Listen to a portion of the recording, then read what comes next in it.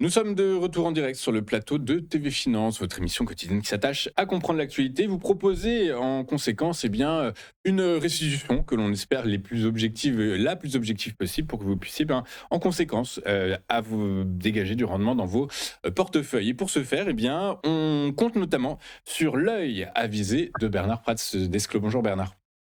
Bonjour tout le monde. Beaucoup d'être avec nous ce matin, Bernard Prats d'Esclos.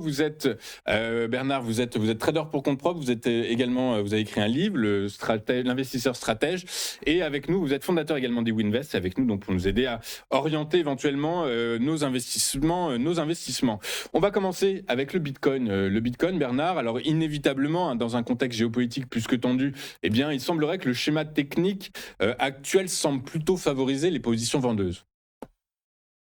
Exactement. Et en fait, bon, j'en avais parlé il y a déjà plusieurs mois en indiquant que le troisième test sur la zone des 125 000, c'était soit ça passe, soit ça devenait dangereux. Ben, c'est ce qui s'est passé, entre les 125 000 et 60 000, tout le monde voit très vite qu'il y a une baisse de plus de 50%, donc ça a été brutal, rapide, assez violent. Et après, n'en déplaise à certains, ben, le Bitcoin a démontré de manière claire que c'était un actif financier spéculatif et pas du tout un instrument de réserve. Là, je vais me faire des amis, bien évidemment, mais c'est clair que que lorsqu'on peut perdre 50% en quelques mois, ben, on ne peut pas être une monnaie et on ne peut pas être un actif de réserve et un actif de sécurité. Par contre, c'est un instrument spéculatif qui fonctionne très bien et qui fonctionne de manière assez remarquable, c'est-à-dire qu'il est extrêmement propre sur ses comportements et sur la manière dont il réagit justement au niveau entre l'offre et la demande, ce qui est la base évidemment de tout marché. Donc là, ce qu'il y a de très intéressant, c'est que depuis l'accélération baissière qui s'était produite entre le rebond, je vais le dessiner, ça se verra bien comme ça sur le graphique, entre l'accélération sous les 100 000 et l'accélération baissière climatique, donc un grand classique, en mode capitulation qui s'était produite le 6 février, ben, depuis le 6 février, malgré le fait là que les marchés étaient en tension, malgré le fait qu'il y avait beaucoup d'hésitations, là on avait un Bitcoin plutôt résilient. D'ailleurs, j'entendais même pas mal de collègues gérants professionnels en train de remarquer que le Bitcoin était en train de rebondir, que c'était peut-être un signal d'achat potentiel.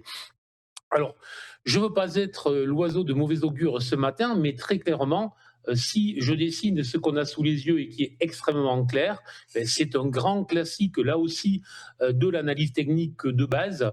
Et si en plus on l'ajoute avec mes indicateurs GTAS propriétaires, là, on a en fait un double appui dans mon cloud BSI, qui est un indicateur en fait qui va mesurer à la fois la tendance et la volatilité et qui permet justement de reprendre appui sur des dynamiques baissières potentielles après des phases de latéralisation. C'est exactement ce que l'on a eu là, puisqu'on a eu en fait un canal ascendant, très légèrement ascendant euh, depuis depuis le 6 février. Et là, effectivement, hier, et notamment avec les propos de Jérôme Powell, qui a très clairement mis, on va dire, sous le boisseau les perspectives de baisse de taux et donc d'augmentation de liquidité dans les trimestres à venir, ben, très clairement, le Bitcoin réagit négativement à ce type d'informations.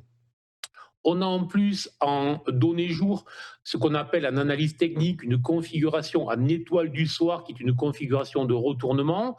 Lorsqu'elle se produit, je dis bien dans mon cloud BSI, l'indicateur propriétaire de la méthode GTAS, ben, c'est un signal baissier supplémentaire.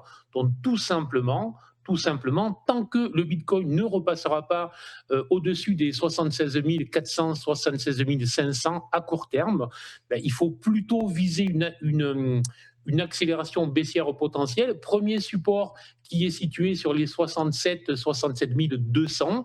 Et en cas de cassure de ce support, effectivement là, on pourrait avoir une nouvelle glissade largement sous les 60 000 dollars, avec des objectifs qui pourraient être situés autour des 47, 48 000 dollars dans les prochaines journées, prochaines semaines. Et là, peut-être qu'on aurait une véritable capitulation et tous ceux qui maîtrisent parfaitement le Bitcoin et qui ont l'habitude, car c'est un produit volatile, trouveront là effectivement une base, un support très intéressant. Donc, surveillez effectivement la zone résistance et le niveau d'invalidation baissier que je viens de vous donner.